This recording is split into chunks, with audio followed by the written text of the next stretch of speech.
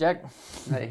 Bro, I wanted to ask you questions about your story starting Parrish Aviation. Maybe start with where it's at today, how you started it, and then what were like some of the crazy obstacles or things that you did leading up to this point that really took you from just a dude with an airplane to a flight school with a whole fleet and like 100 students. Mm-hmm. Yeah, I know that was kind of a multifaceted, broad question, but Yeah. So where we're at today, how we got there, or how we started, and obstacles getting there. yeah. So today we are at around 90 to 100 students. Just kind of depends on graduations and enrollments and whatnot. So we have a fleet of Cessna 172s and a twin engine airplane, a spin plane. We do training for people to become airline pilots. That's where we're at today. We've got some cool partnerships with different airlines and nonprofits and FAA certification. There's a lot going on at any given time, and I feel like every time we check in, there's just always, something new, exciting news and updates. But where we started, it was 2020 during COVID, which affected the aviation industry a lot. And so I was at the airlines. I was flying for Envoy, which is a regional airline for American, and my brother had just graduated flight school, but because of COVID, there were no jobs. So we started the school together. So the idea was we got the cheapest 152 we could find. You teach, I'll run the business while I fly for the airlines, because I, can pretty much do that remotely for what we were starting with. And the idea was really just to create a job for my brother, and I've always loved business, so it was exciting and fun to me. And it started growing and developing, and we started adding, one plane at a time, and just had really organic growth. And it ended up turning into something that I didn't really expect. And so it got to the point where after, I think we were a year and a half in, you were with me, I decided to resign from the airlines, and so sent in my resignation, and it was very up in the air. It's still a pretty new business, not sure how this is going to go, but I want to bet on myself and take a risk. And so that was the process. I guess biggest challenges along the way. One of the biggest challenges has always been, there's so many things that come to mind with the question. Just start with the first one. Yeah, I would say the biggest challenge for me, I'm not naturally the person who wants to be loud and boisterous and domineering and in charge so much. I like strategizing and being, I think, more on the visionary and strategy side of things. And so leading people has been interesting for me, because I'm not you see the people all over TikTok and stuff like that are these big boisterous personalities in business, and that's really not who I am. That's not your character. Yeah. So that's been interesting because in the beginning, when we started bringing people onto the team, we hired our first person, our second person and stuff. If I needed them to do something, I'd be like, hey, can you please, are you okay with doing this? You'd request them to do it, even though you're their boss. And just tiptoeing. I felt so uncomfortable asking someone to do something. Mm-hmm. And so it's just funny because now, Cindy, my wife, will at times be like, it's crazy the way it is now, because now she feels uncomfortable, or it makes her feel awkward sometimes with how comfortable I am with it now. And it's just been a necessary part of owning a business where you get used to it. And, it's still being kind and respectful and honoring to people, but things need to happen. And I think that a team thrives on leadership, healthy leadership, where there's still honor both ways, but where the leader of the team is not afraid to actually lead the team. So. Yeah. Well, you said something that kind of piqued my interest, and I'm wondering just what your thoughts are. Maybe you could elaborate on it. But you said you're not this domineering, loud, boisterous character or personality, almost as if those people have a better aptitude to lead. Do you think that that's actually true, or do you think maybe my perspective is that those people may try to lead more and may move quicker, but not go as far and not actually build an organization that is built on trust?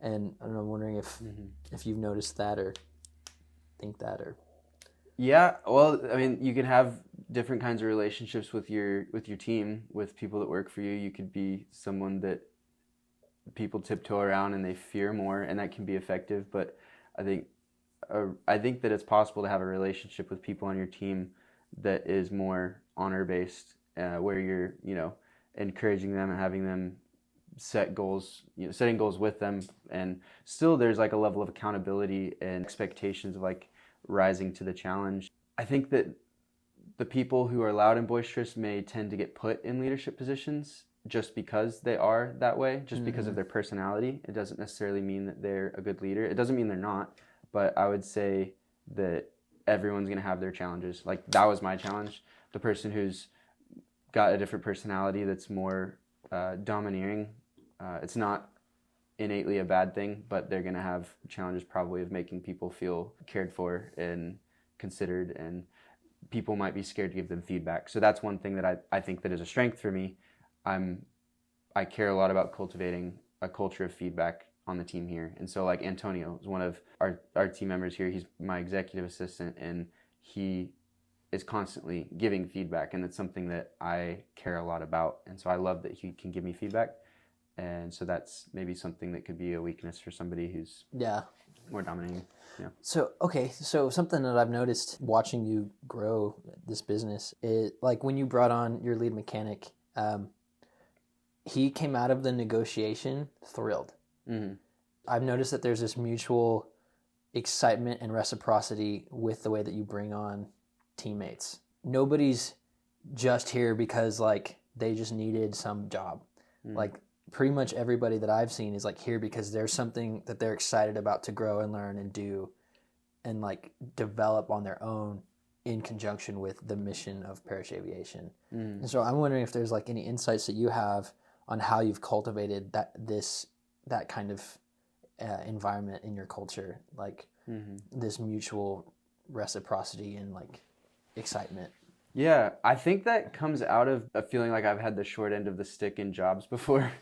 And, being a Christian, my desire is that when people are here, when people are a customer on the team, that it feels like heaven, that it's an uncommon experience for people.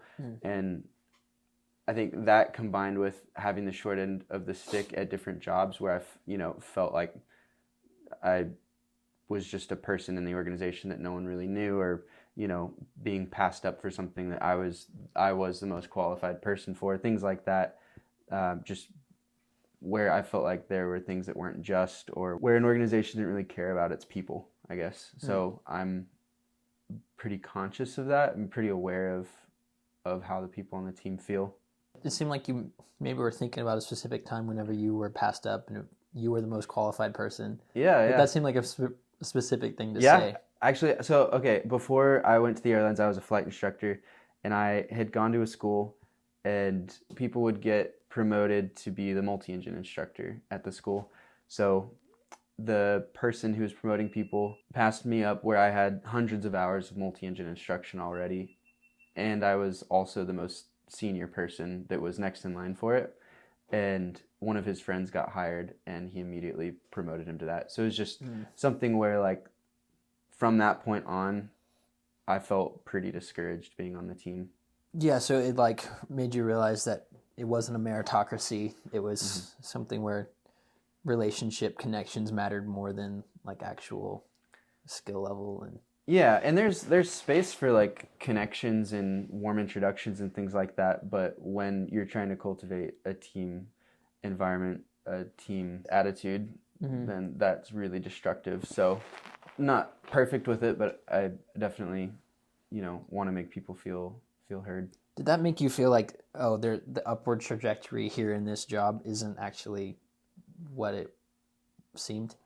So then like, okay, I need to look for another place for me to grow because there's a ceiling that I didn't expect. It definitely killed my motivation to grow there. I was there to get hours to go to the airlines anyways, but I think that if they wanted to, like I went from a person that was like, I checked in, I checked out, I did my job, and I tried to do it well, and then I left. But like, especially you don't know who's on your team. And now I own and am running a school that's doing really well. I think that I could have been a really valuable member to the things that were happening in the operation there, and Yeah. just never had the opportunity. Yeah. Yeah. So is that why you try to make sure people have opportunities to contribute rather than just here's the box that you need to fit in? Yeah, I would say so. I mean, you can only do so much at owning a business. You've got to lean on other people. So yeah. What about you with your business? Would you say that? I guess how has that been for you with promoting and like delegating and inviting people to be great on your team? Man, so I feel like I actually went a little too far on that spectrum of like employing somebody that I trusted and I didn't have the information on how to verify his actual capacity. And so one of the things that I did wrong was like leaning too much on somebody else's understanding and like delegating too hard and just believing that they were doing it correctly. And not having like a third party or another person that had more understanding come give me opinion on that person's actual work or whatever. And so yeah, I think maybe there's like a pendulum swing that's too far in that direction of like leaning on others, making sure there's accountability is good. But now I'm in this spot where like I've got this great like reciprocal relationship with somebody where right at the first negotiation we're like, how can we make sure that this is a win for both of us? And like, what would it look like for you to not want to do anything else and be so stoked that you're doing this?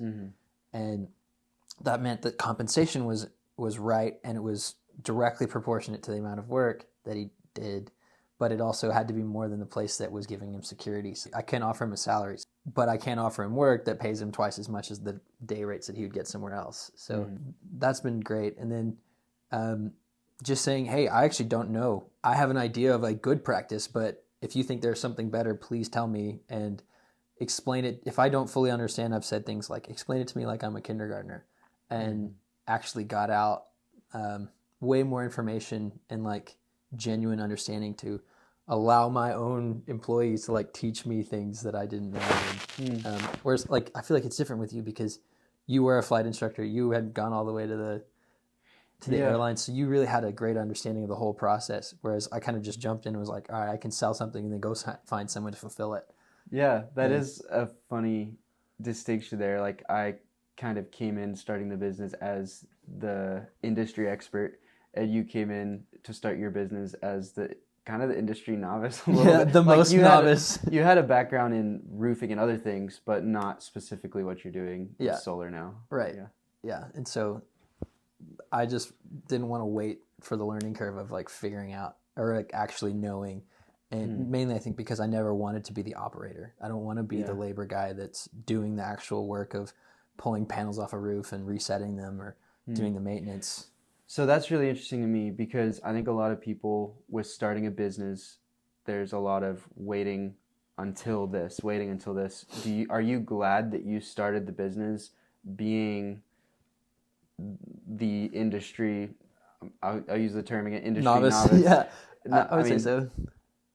Versus like, do you wish that you would have like, I don't know, gone and worked for a solar company first and gotten more experience, or do you think that it was the right decision? No, I'm stoked with my decision. I think my decision to be a business owner is way different than if I wanted the career of being like a crew lead operator of a solar team, like maintenance team. I never actually intend to be the person that's performing the service.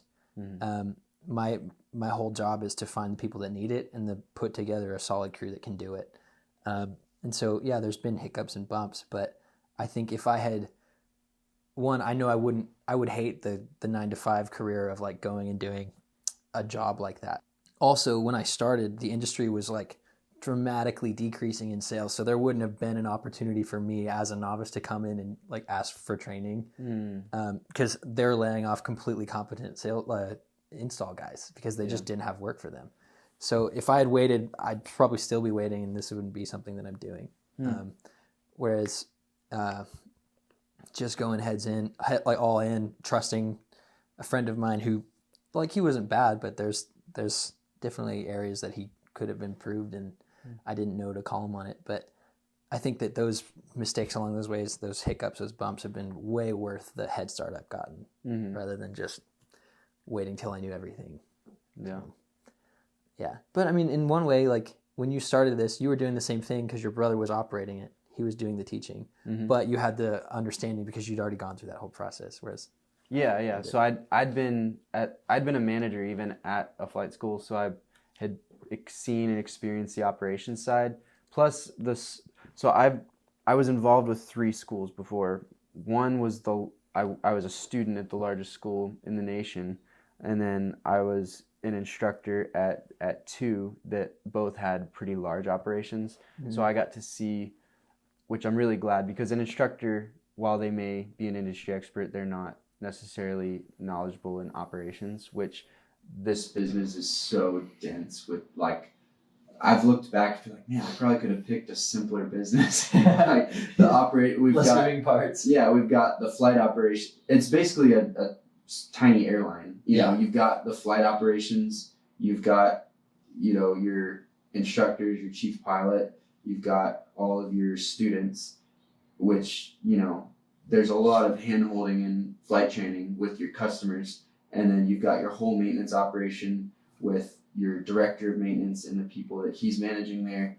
And you've got, inventory, supply, all of your, like, negotiating with your fuel suppliers, getting your 141 certificate. There's so many different crazy moving parts that, and like how efficient your operation is can make or break a flight school. Absolutely. I don't know how some schools are in business, knowing how some are doing pretty low flight time per plane, because that's the lifeblood of a flight school. And just like it would be for an airline, is how many hours are you putting on your equipment in X amount of time with, unchanging fixed costs. So that is the lifeblood of flight school.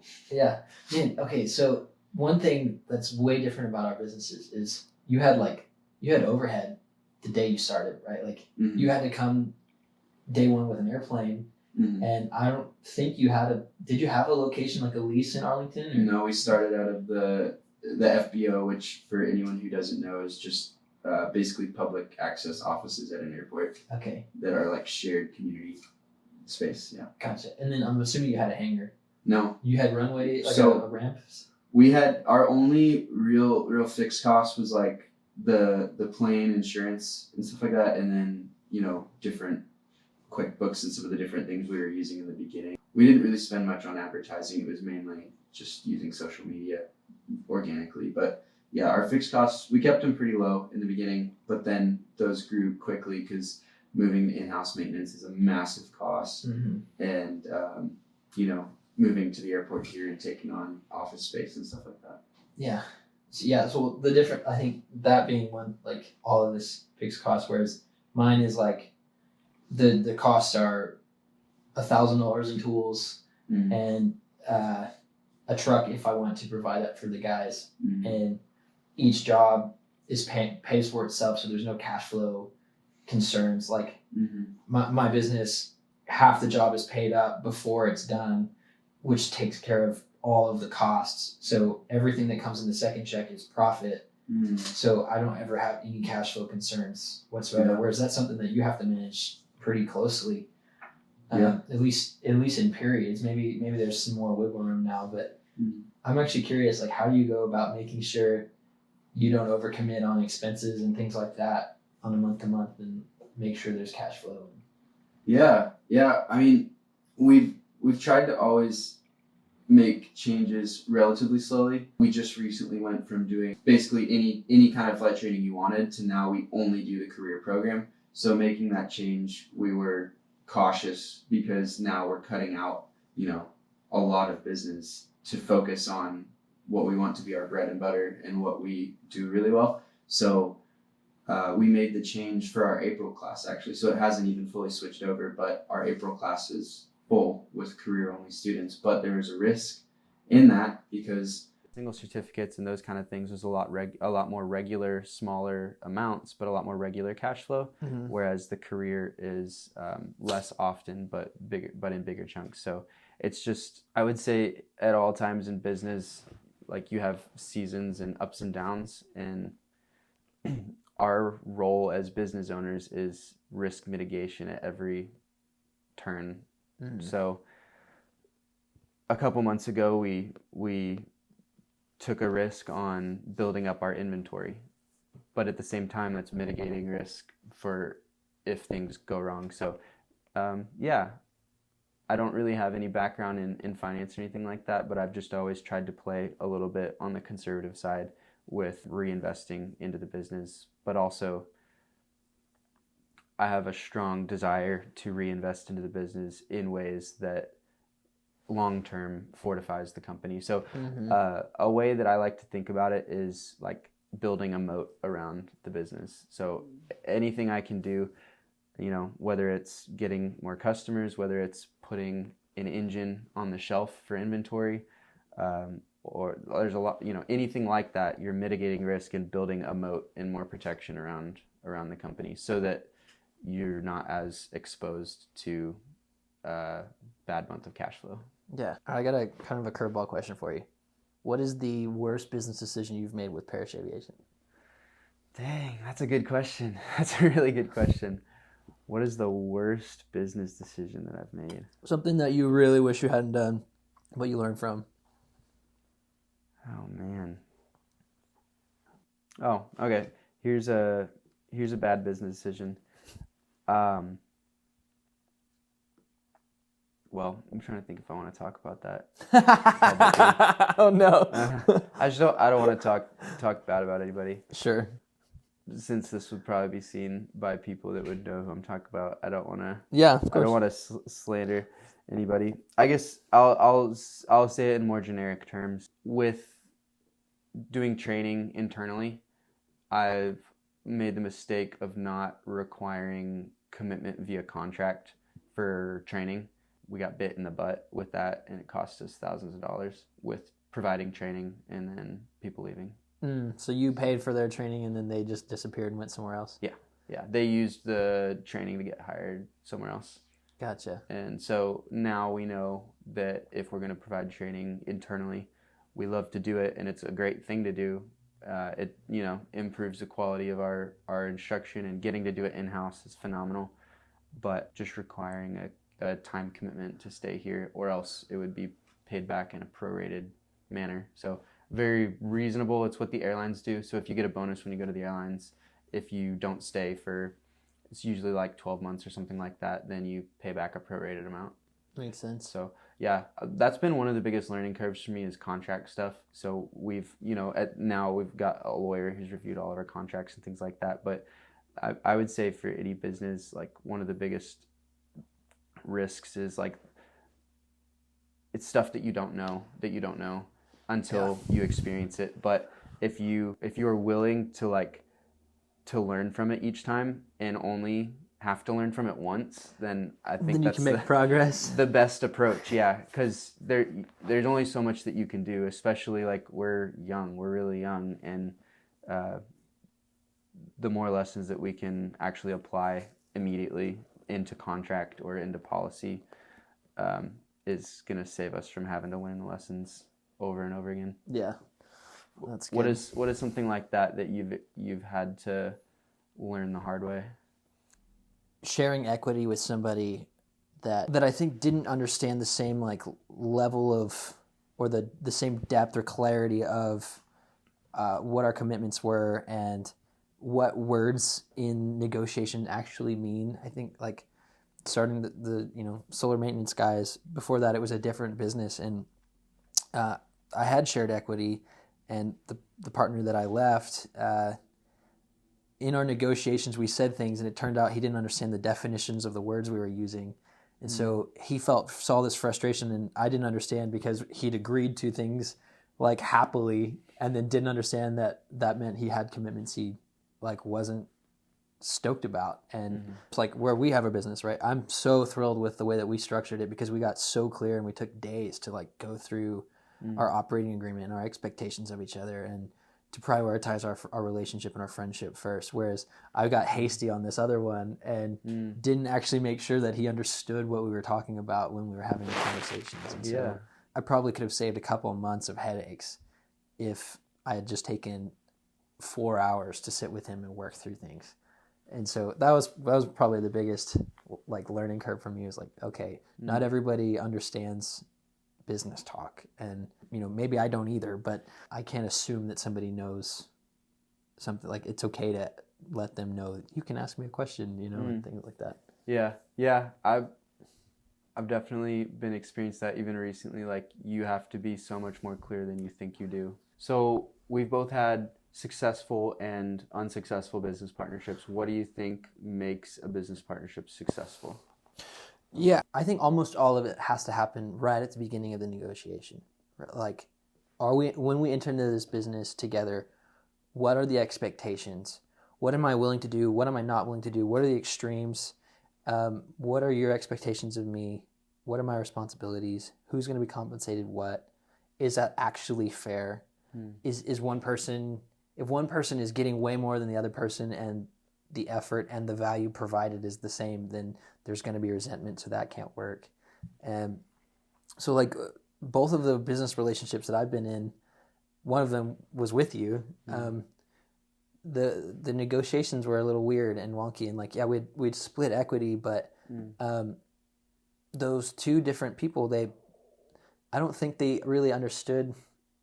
Like they almost wanted to grift in a way. Like, they wanted to get compensation but not actually bring value. They wanted to show up. They enjoyed being there and hanging out and making TikTok videos of us doing work, but they didn't do anything. For example, we had a business partner who was going to help us write an entire script for a course, and she didn't write a script for a course, and anything that she did write wasn't usable. If somebody doesn't like come through on what they're going to say, then it can't work. Yeah. Well, I mean, what are your thoughts about that one? Yeah, it sounds like what you're saying, and what's making me think of is just needing to deep dive into expectations on the front end, because I think it's the same with any relationship too. If expectations get off, like if you're expecting one thing and I'm expecting something different, there's going to be friction. So anytime you realize that there's different expectations, talk about it immediately and be brutally honest about it. Yeah. Dude, that just made me realize in that. So I'm realizing in both of those failed business relationships, I didn't actually know the level of competency of the person I was getting in business with. Like the one that we were in together, you had introduced me to her, and I just assumed because I knew you that she had a level of competency that must be pretty significant, because I know yours is significant. I didn't realize that you hadn't verified her introduction to you. Like she just dropped the name and you assumed, oh, if you know that guy, then you must be good. So I didn't go check myself, and turns out she didn't have the competency that she pretended to have. Whereas, and then the next relationship in solar, like the person I was partnering with, like didn't have the level that I thought he should after 3 years in the industry. Turns out like he just didn't have a lot of the training that he should have. So I didn't verify that one either. So it's like, that would be really great to know if I'm actually in business with someone that can do what they say they can do. Yeah. Do you have time for one last question? Of course. Okay, so final question.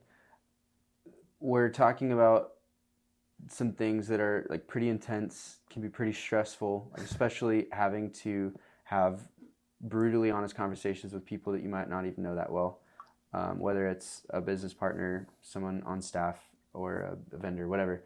So in a world where now people are talking about anxiety attacks and panic attacks, things like that now, and people who, it just seems like a lot of people are struggling with that now. Not saying that that's not legitimate, but how do you handle a high level of stress? Because running a business, it's a very high level of stress. Like, I was at a wedding last night and I'm getting texts about an emergency situation, and it's like, oh my goodness, like this is a crazy situation and I'm trying to have a normal life evening. So how would you say you handle that high level of stress? Well, I'm sure I've got lessons to learn, and my wife would definitely say that's true. But um,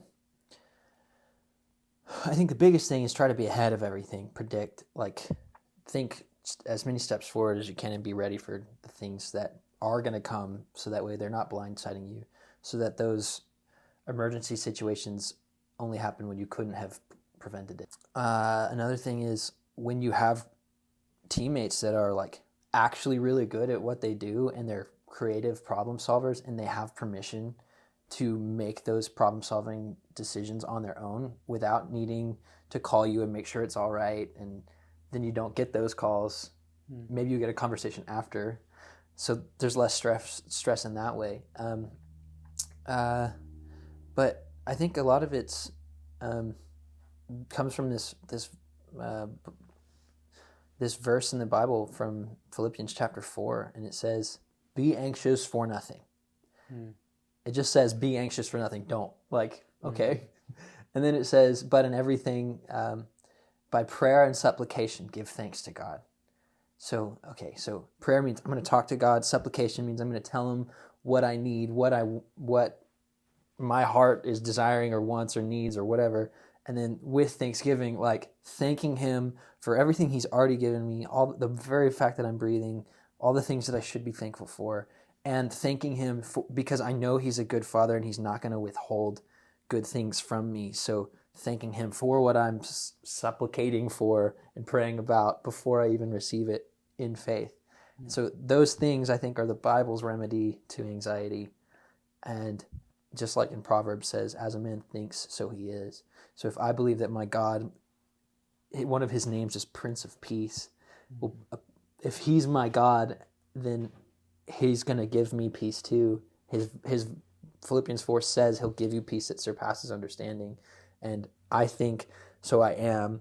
And so I think that God is going to give me peace. So then I have peace, and then anxiety doesn't overwhelm me. Like the anxious thoughts come, like today when we were flying, and I'm like, okay, I'm going to do this approach to a landing for the first time. And like, what if I kill Jack and I, like it's a real thought, but if you let it sit in fear, then you'll actually do the things that you're afraid of rather than like allow, like they're self-fulfilling prophecies, fears are. And so like you can't dwell on them and let them stay. Today when we were flying, one of the things I told you was where you look is where you're going to go. Exactly. Yeah. If you're looking at the things that are stressful, that's where your mind and your heart are going to be. But if you look at God, if you look at the steady rock and foundation and have your mind set on him, then that's where you're going to go, is to peace and joy and stuff. Yeah. I was thinking of a verse too where it says in the Bible,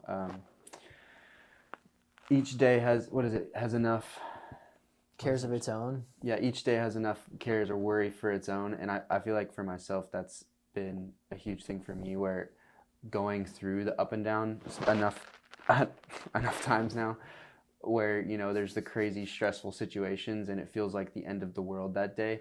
But I think that it's happened enough in business now that I realize, like, it's not the end of the world. What's the worst that's going to happen? We'll figure it out, and tomorrow's a new day, The sun's going to rise in the east tomorrow, and you'll have another shot at this thing. Yeah. I think that's a pretty good spot to end. Yeah. That was fun, man. Yeah. I think if we keep doing this, we'll have more to talk about than we probably would expect to. Yeah. Cool.